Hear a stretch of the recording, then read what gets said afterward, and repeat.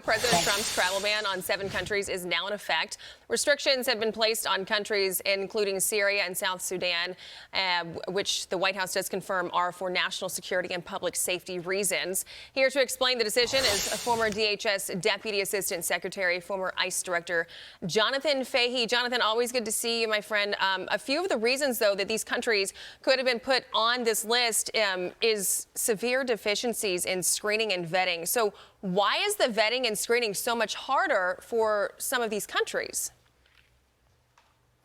Well, a lot of those countries, there's really no meaningful way to vet people. And you think of what we've been talking about a lot recently, Afghanistan, when we had the murder of our National Guards member. How do you vet somebody from a country like Afghanistan? Do you call into the Taliban and ask them to run their records? They don't have these things like record keeping. They wouldn't be reliable even if they did and they were cooperative. So there's really just no way to meaningfully vet people to make sure they're going to be safe when they come here. And that's the biggest sea change of the Trump policy on immigration versus the Biden policy, which is putting safety and security first. The Biden policy was putting immigrants first, also the Democratic Party first. But yeah, you cannot vet people, and that's the real reason. If they find out a way to vet people from these countries, President Trump certainly would be open to changing his mind. But right now, national security, public safety are paramount. You know, the overstay rate, I mean, it's not good. That's not a good reason for people. I mean, it is a good reason for people to be put on this list. But when I think of the biggest reasons to put people on this list, it would be if they were a terrorist risk. I mean, is that of equal value to the overstay rate, or does the terrorist possibility, that tie, supersede that?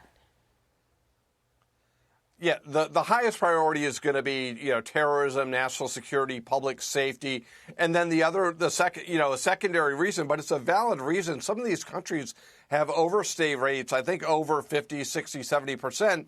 So you're looking at, if people are coming here under the pretense of one thing and consistently staying, it becomes a major burden to try to locate these people and remove them. So again, if you're using law enforcement resources to do that, you're not able to do other things that keep people safe, and also you don't know what they're doing here. But yeah, you're right. The highest priority is national security, but these tend to go hand in hand in a lot of respects. Okay, Jonathan Fahey, thanks so much.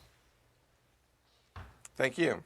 I'm Steve Doocy. I'm Brian Kilmeade. And I'm Ainsley Earhart. And click here to subscribe to the Fox News YouTube page to catch our hottest interviews and most compelling analysis.